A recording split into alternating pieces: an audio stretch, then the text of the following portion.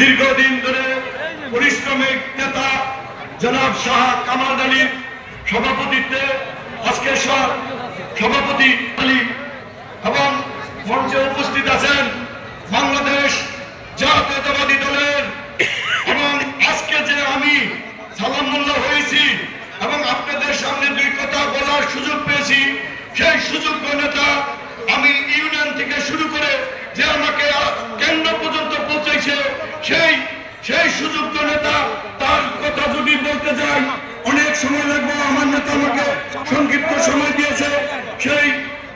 সেই নেতা বাংলাদেশ জাতীয়তাবাদী দলের যুগ্ম মহাসচিব জনাব অ্যাডভোকেট আব্দুল সালাম আজাদ।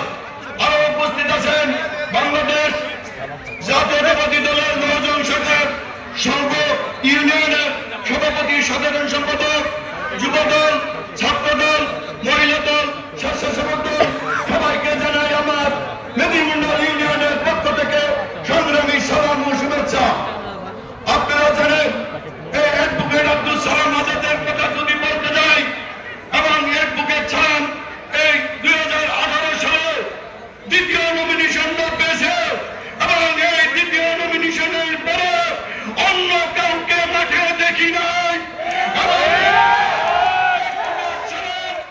সেই দ্বিতীয় নমিনেশনের পরে 18 সালের থেকে আমাদেরকে ধরিয়ে রাখছে। আপনারা কি অ্যাডভোকেট সালামকে আগামী দিনে চান? আমরা অ্যাডভোকেট সালামের নেতৃত্বে থাকবো, থাকবো এবং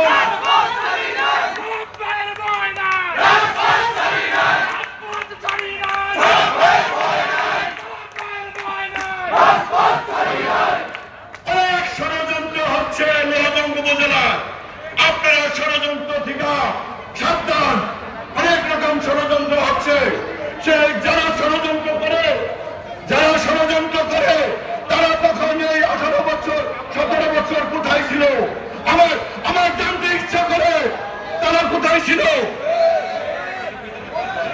আপনারা, আমার নেতা আমাকে বলছে সংক্ষিপ্ত করার জন্য। আমার এই কনকশালী ইউনিয়নে আজকে যে কর্মী সভা, এই কর্মী সভা